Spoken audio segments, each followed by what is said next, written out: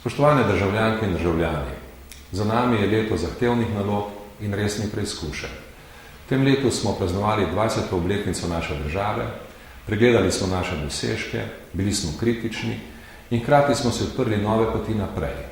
Na teh poteh bomo morali reševati številne probleme in dobro uporabiti vse naše zmožnosti. Te pa niso majhne.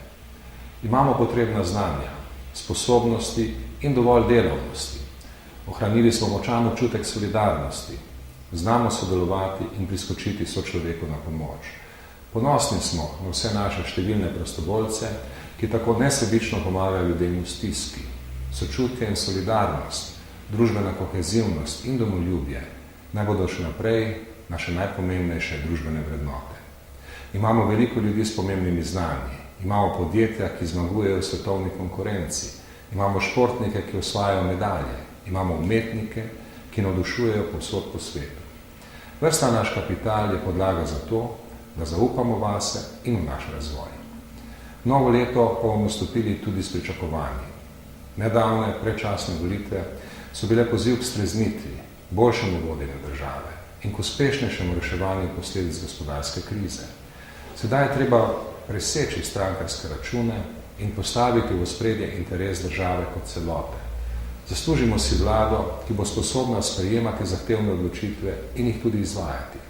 Ne sme se zgoditi, da bi volja državljanov izražena na volitvah postala politični plen posameznikov ali strankarskih izsiljevanj. Politične stranke naj se potrudijo, da bomo do nove vlade prišli brez dodatnih zavlačevanj. Naloge, ki jih pred državo postavljata svetovna gospodarska kriza in težave Evropske unije, nas ne bodo čakale. S problemi se je treba soočiti in jih reševati. Potrebujemo vlado, ki bo tej nalogi kos. To je cilj, ki ga moramo doseči kmalu, na samem začetku novega leta. Verjamem, da smo tega sposobni. Spoštovani, v letu 2012 vam želim veliko zdravja, uspehov, sreče, zadovoljstva in dobre volje za uresničevanje naših skupnih ciljev. Moje misli gredo vsem državljankam in državljanom Slovenije, vsem prebivalcem Slovenije in vsem rojakom, Slovenkam in Slovencem povsod po svetu. Še posebej pa gredo moje dobre želje vsem tistim, ki bodo to noč preživeli na svojih delovnih mestih in vsem na mirovnih misijah v tujini. Srečno!